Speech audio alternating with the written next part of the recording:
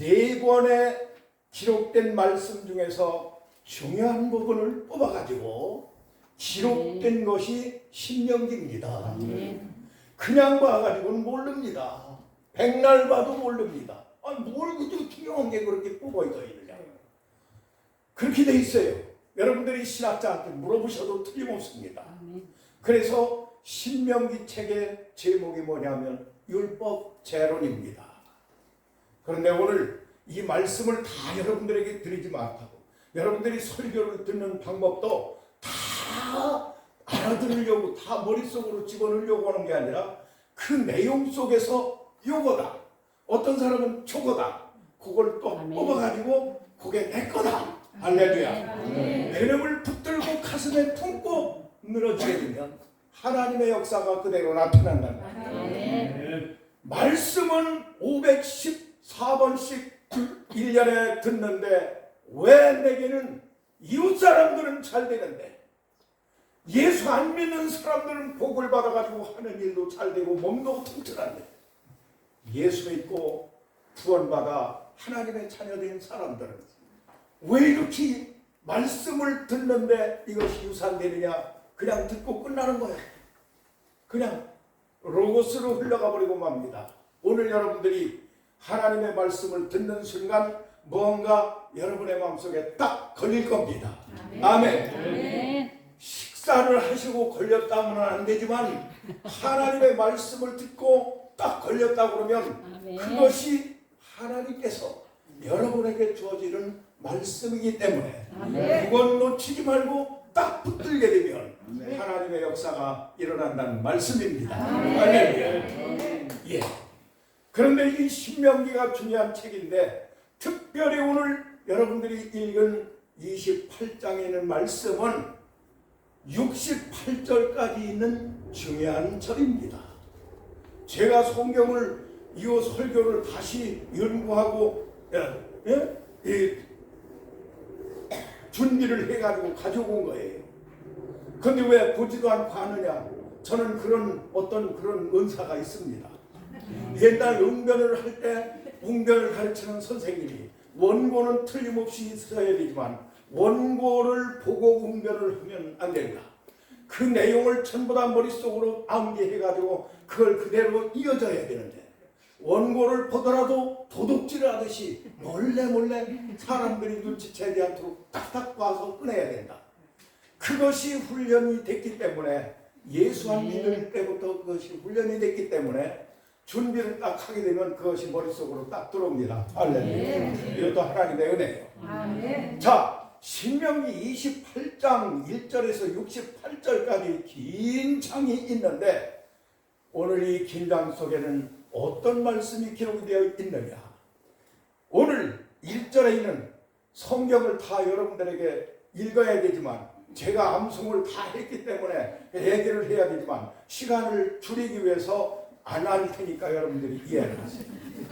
1절을 보니까 듣고 행하면 듣고 행하면 여러분 듣는 것이 중요합니다. 들음에서 믿음이 와주는 겁니다. 그냥 공짜로 어디서 떨어지는 게 아니에요. 하나님께서 그냥 잠자고 있는데 그냥 떨어지는 게 아니야. 특별한 경우 그런 경우도 있지만 듣고 행하면 너를 세계 모든 민족 위에 뛰어나게 하실 거다. 그래가며 2절에 있는 말씀에서부터 14절까지 있는 말씀을 보니까 막 그때서부터 막 복덩어리가 막 떨어지기 시작을 하는데 뭐 감당할 수 없도록 막 떨어지기 시작을 하는 거야. 여러분의 마음속에 딱 이걸 꽂혀야 돼요. 하나님의 말씀을 듣고 행하면 이런 일들이 오는 거구나. 부자선 목사의 얘기가 아니라 하나님의 말씀입니다. 오늘 하나님의 말씀을 듣는 것이 그리고 그 말씀을 듣고 실천하는 것이 얼마나 중요하다는 것을 여러분 아셔야 됩니다. 애들이 공부 잘하는 것도 중요하지만 돈 많이 버는 것도 중요하지만 건강한 것도 중요하지만 이것도 더 중요한 것들이 많지만 이런 것과는 비교할 수 없는 엄청난 일들이 하나님의 말씀을 듣고 행하는 일이에요. 아멘. 이거 듣고 이제 그냥 가셔도 되는 거예요. 이제 끝났어요. 여기 오면 설교를 빨리 끝내야 되는 이런 압박감이 들어있기 때문에.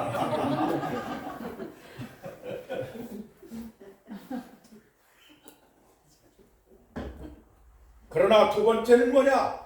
15절에 보니까 네가 만일 하나님의 말씀을 듣고 그 말씀을 행하지 아니하면, 그 말씀을 지키지 않으면 이 모든 저주가 내게 떨어지고 임하기 시작을 하는데, 60할 끝절까지 보면 이건 뭐 엄청난 무시무시한 일들이 막 부딪히기 시작을 하는데 되는 일이 없어. 이루어지는 일이 없어. 왜 그러냐? 그 이유는 하나님의 말씀을 순종하지 않았기 때문에.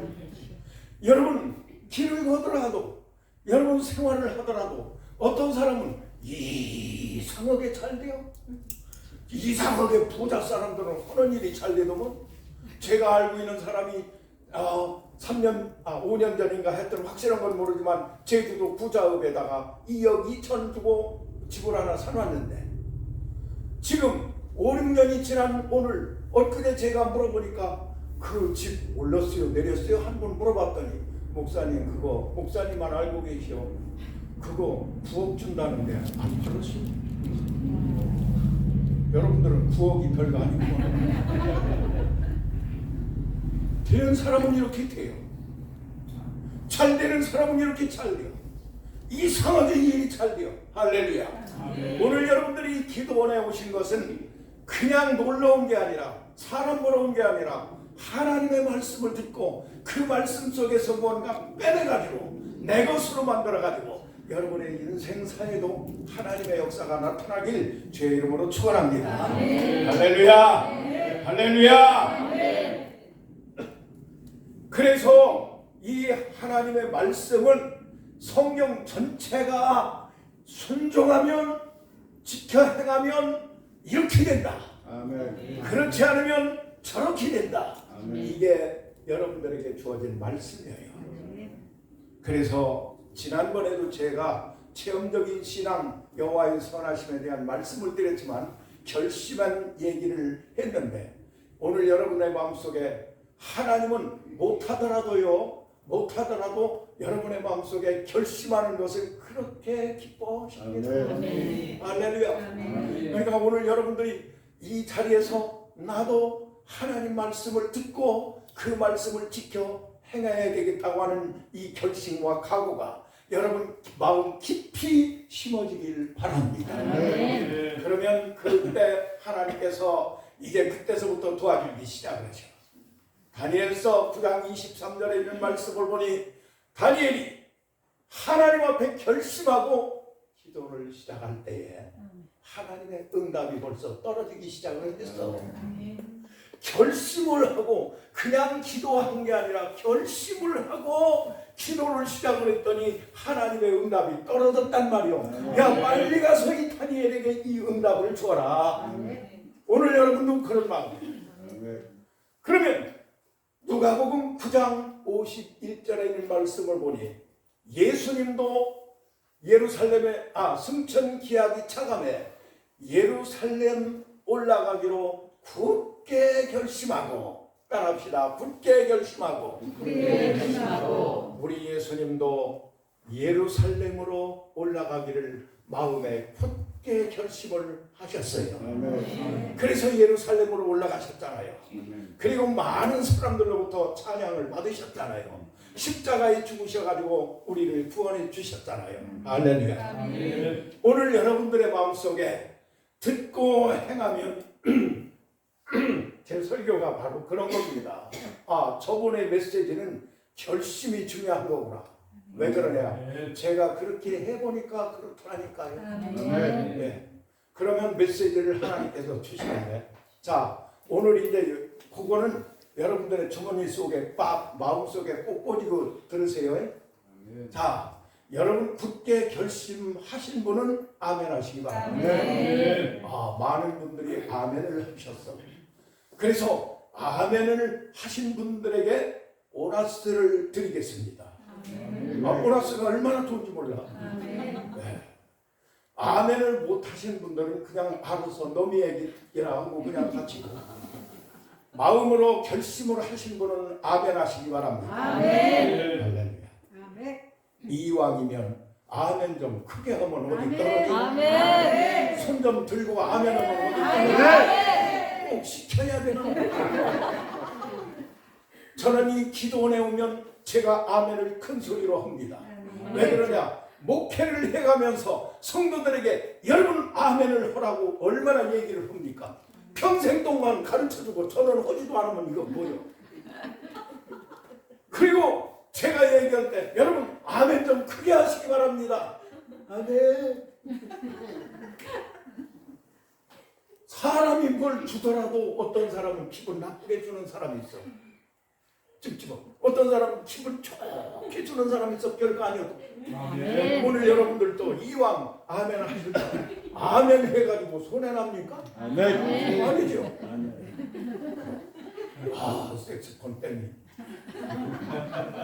오늘 여기 저기 키보드 이 수준은 보통 수준이 아니에요. 와, 울려 퍼지는 이 수준이 벌써 은혜를 갈급하는 이 부자선 목사님의 마음속에 그냥 그 키보드에서 나오는 음악이 그냥 꽉 해가지고 여기 그냥 탁 때리니까 여기서 때리게 되니까 여기서 눈물이 나오잖아요. 근래 눈물이 나신 분 아멘. 이야 그래요? 눈물을 흘려야 돼요. 눈물은 여러분들의 눈을 소독해주는 소독제요. 그렇기 때문에 눈물을 슬퍼가지고 분통이 터져서 흘리는 눈물 말고 은혜 받아서 흘리는 눈물, 좋아서 흘리는 눈물, 여러분의 눈을 소독시켜가지고 안경 썼던 사람을 벗어던져버리고 할렐루야. 저도 안경을 썼었잖아요. 근데 벗었잖아요. 젊어서 벗은 게 아니라 하나님이 벗겨주시니까. 원래 당신이 안경 썼더냐고 묻길래 사진을 갖다 보여줬더니 진짜 안경 썼구먼. 아니 그 10년 전에 본 사람이 뭐 알아? 자, 보너스를 드립니다. 오늘 이 보너스는 성경 속에 들어있는 보너스보다도 어떤 분의 간증, 제가 운산감리교회 목회할 때에 수십 년 전에 처음에 목사님이 오셔가지고 하신 간증을 오늘 여러분들에게 드리는 겁니다. 강사님으로부터 들은 간증이기 때문에 여러분들이 참고로 들으시기 바랍니다. 50년대 초 김성실 권사님, 그때 당시는 권사도 아니고 교회도 모르고 예수도 모르고 아무것도 모를 때예요. 결혼을 해가지고 사남매를 두고 남겨놓고 남편은 일찍 세상을 떠났습니다. 어린 사남매들을 기르기 위해서 아무리 노력을 해도 그때 당시 다 어려운 때여가지고 기르다 지쳐가지고 이제는 더 이상 나도 못 기르겠다. 이 아이들을 잔 다음에 내가 이제 저 산 넘어 강이 흐르고 있는데 그 물속에 빠져 죽어야 되겠다. 결심을 하고서 새벽 4시에 일어나가지고 빠져 죽으려고 산을 넘어가는데 새벽 4시에 웬 사람들이 꾸역 어디로 가고 있더라는 거예요. 그래서 이분의 마음속에 아니 내가 이 새벽에 웬 사람들이 저렇게 어디로 가고 있는가. 그래서 자기도 바닷속으로 가는 게 아니라 나도 그분들 좀 따라가고 싶은 생각이 들더래요. 이게 하나님의 역사예요. 발걸음을 옮기는 거 이거 별거 아닌 것 같지만 거기서 하나님의 역사가 나타난다니까. 들어보시라고. 자, 따라가 봤더니 교회인지도 모르는데 교회로 들어갔는데 그게 부흥의 날이야. 부흥의 새벽 기도를 그렇게 가느라고 사람들이 그렇게 그때 당시 막 많이 모였잖아요. 그래서 그 사람들과 더불어 앉아가지고 강사님 얘기하는 소리를 듣는데 강사님이 무슨 얘기를 하느냐 다른 말씀은 하나도 기억이 안 나고 그 얘기가 마음속으로 들어오더라는 거예요. 여러분 이거는 뭐 여러분들이 하나 말라 이 얘기가 아닙니다. 참고로 들으세요. 괜히 어거지로 뭐 그런 게 아니야. 강사님이 뭐라고 얘기를 하느냐? 여러분 오늘 저녁에는 여러분들의 자녀들의 이름을 쓰고 거기에다가 헌금을 넣어가지고 자녀들의 소원을 그 봉투에다 써가지고 하나님께 드리세요. 그리고 그 자녀들의 소원을 쓰고서 매일같이 그 자녀들에 대한 소원을 놓고 하나님 앞에 나와서 기도하세요. 그런데 이 김성실 권사님, 그때는 권사님이 아니었죠. 이분의 마음속에 나 이왕 죽을 바에는 깎고 내가 돈도 없으니까 어서, 그때 당시엔 빌리는 게 아니라 꾹는 거야. 하루 종일 돌아다녀가면서 간신히 없이는 살아도 신용이 있기 때문에 4만 원을 꿨어요. 여러분 그때 당시 4만 원이라고 그러면 큰 돈입니다. 그리고 그 저녁 때 그 아이들을 물어봤어요. 큰아들에게 물었습니다. 야, 너 앞으로 뭐 되고 싶으냐? 큰아들이 왜 어머니 갑자기 그래요? 그 큰아들도 뭣도 모르는 사이에 난 의사가 되고 싶은데요. 그래, 봉투에다 너 의사가 되라. 의사가 되게 해주십시오. 둘째 딸을 물었어요. 너는 뭐 되고 싶으냐? 나는 과수원 주인이 되고 싶어요. 그때 당시 과수원이면 제일 부자입니다. 사과 먹고 또 먹고 배도 또 먹고. 야, 과수원 주인, 너가 어떻게 과수원? 그래, 과수원 주인이 되네. 셋째 딸에게 물었어요. 너는 뭐 되고 싶으냐? 나는 사장 부인이 되어가지고 자가용 뒤에 타가지고 과자도 실컷 먹고 빵도 좀 실컷 먹고 싶습니다. 그래, 봉투에다 너 사장 부인이 되거라. 막내 아들에게 물었어요. 넌 뭐 되고 싶으냐? 나는 선생님 되고 싶어요. 애들은 좀 가르쳐. 그래, 너 선생님 되라.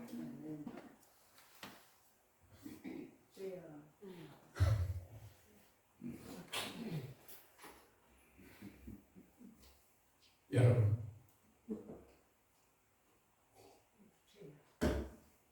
그날 저녁 이 권사님은 봉투에다가 4만 원을 빌리고 이제 죽으면 자녀들이 알아서 갚겠지 하고서 생각을 했는데, 이 헌금을 딱 드리고 났는데 무슨 마음이 들었냐?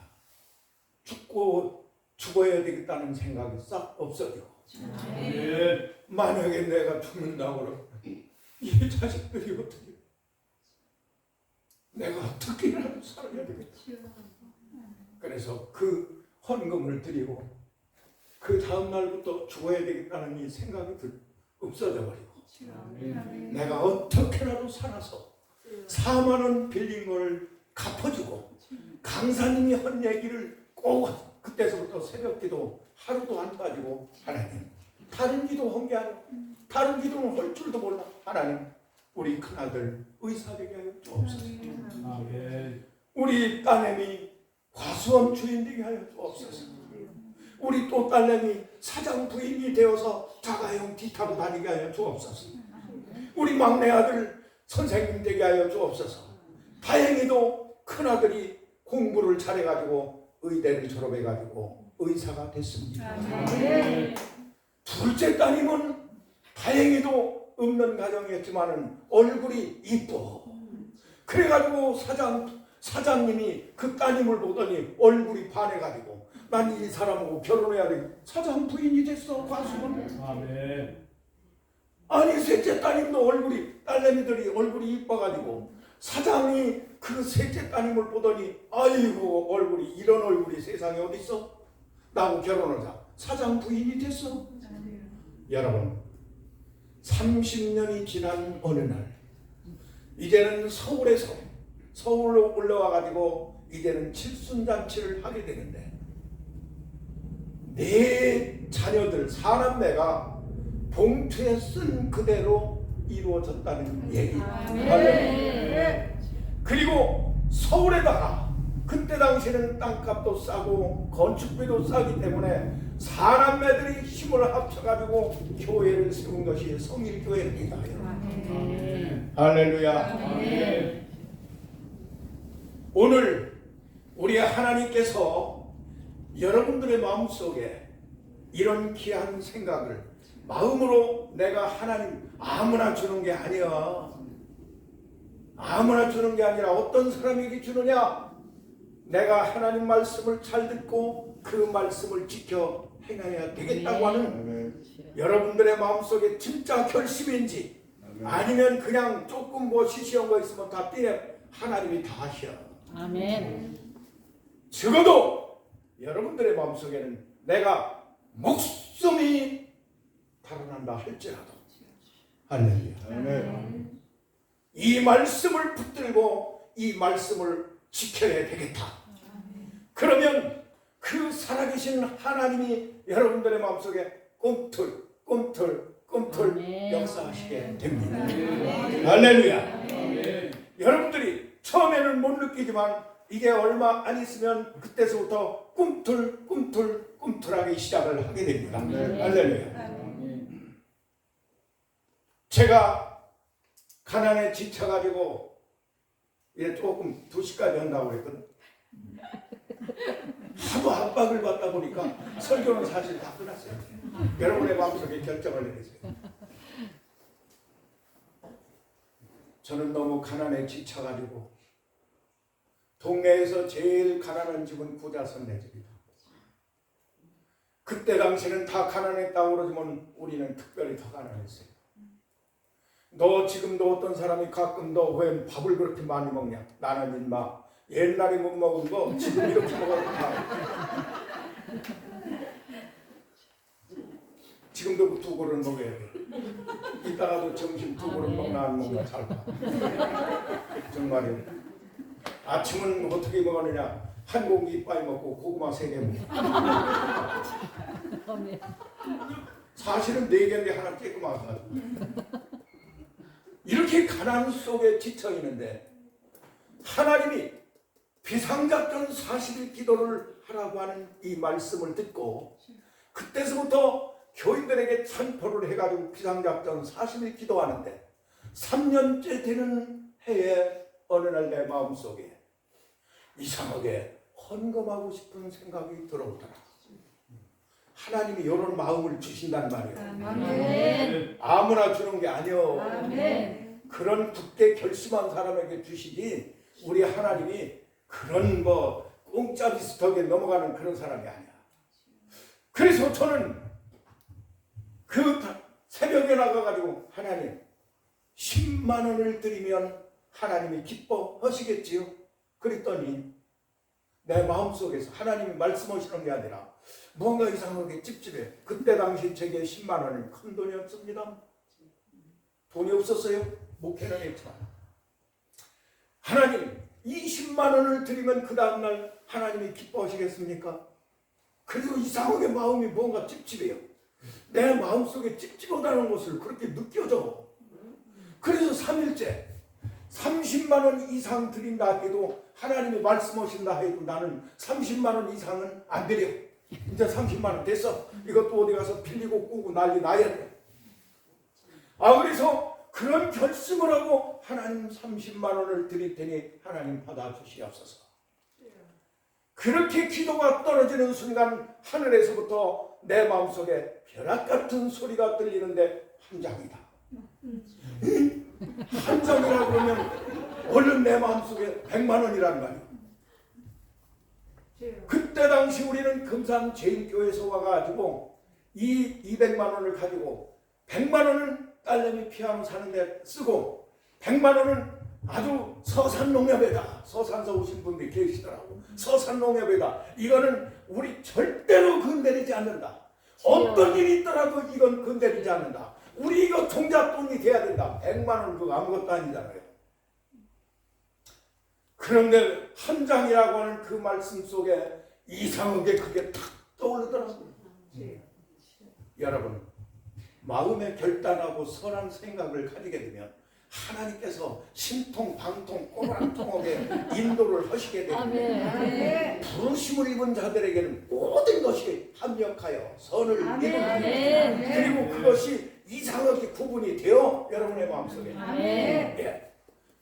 그래서 우리 집 식구 허락을 또 결제를 해야 될 거 아니에요. 우리 집 식구한테 이런 일이 있다고 그러니까 우리 집 식구가 토시 하나 안 틀리고 하나님이 드리라고 그러면 드려야지요. 아멘. 나한테 존댓말을 쓰더라고.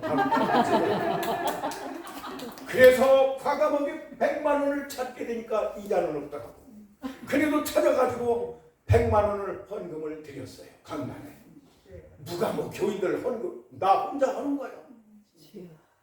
여러분, 이 100만 원을 헌금을 드리고 난 그 뒤로부터 제게